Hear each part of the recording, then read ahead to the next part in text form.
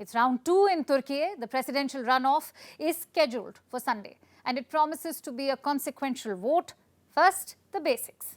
Two candidates are on the ballot, President Recep Tayyip Erdogan and Kemal Kılıçdaroğlu. The first round ended in stalemate after neither candidate crossed 50%. So now it's time for round 2. The question is, who has the edge? From the looks of it, Erdogan. The opinion polls were expecting him to do badly, but he ended up polling 49.5%, just short of winning the whole thing. Plus, he has a new supporter, Sinan Oğan.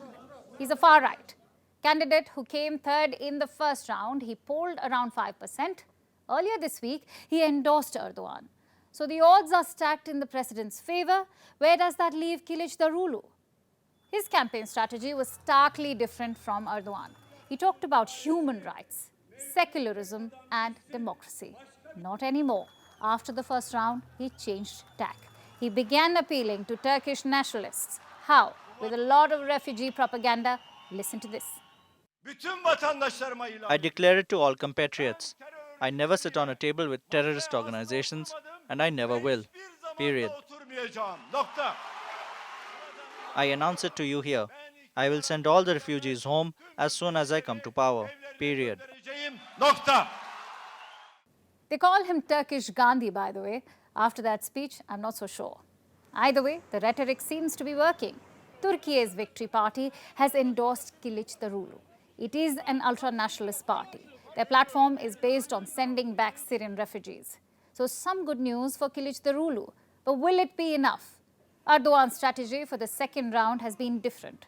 Fewer rallies, fewer rounds. He's focused more on consolidating his lead. He's also visited some areas struck by the earthquake in February. Erdogan enjoys the benefit of being in power. He can control the narrative using government machinery. Just look at social media. Twitter has begun restricting certain tweets in Turkey. Why? Reports say the government is asking them to. In 2020, Erdogan passed a new media law. It requires social media platforms to censor content if the government says so. If not, there will be legal action. Many users say they are unable to view certain tweets.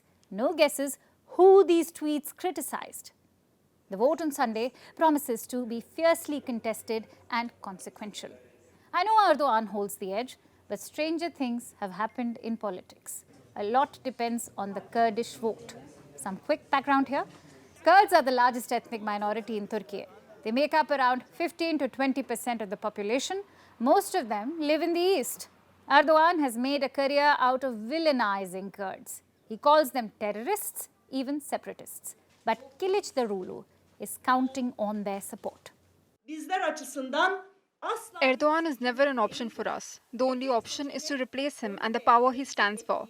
Therefore, we state once again that it is extremely important and a priority for us to recognize the expectation and desire of the Kurdish people and Turkish society as a whole for democracy, law, justice, equality and freedom, and the democratic will at the ballot box. But what would an Erdogan victory look like? Normally, re-election means status quo, a continuation of current policy. But in Turkey, it's not that simple, because Erdogan is a disruptor in Turkish politics. He's turning a secular nation into his Islamist vision. So if he wins on Sunday, here's what you can expect. More support for Islamist ideology, more persecution of Kurds, also more illogical economic policies. Let me explain. Turkish inflation is at 44%. Other countries increase interest rates to tackle inflation, but not Erdogan. He decided to cut interest rates. Why? Because the concept of high interest is banned in Islam. Such policies have resulted in many hardships for the people. Yet, his support is strong. As they say, he is a Teflon leader, but the biggest impact would be on foreign policy. Western countries would have been hoping for an Erdogan loss. His opponent is a firm supporter of NATO. He has also promised to restart talks to join the European Union. If Erdogan wins, all of that goes out of the window. He will continue to build ties with Russia. He will also remain a shaky NATO ally. India too will be watching the results closely. Erdogan has been no friend of India's. He has sided with Pakistan consistently, even raked up Kashmir at the United Nations.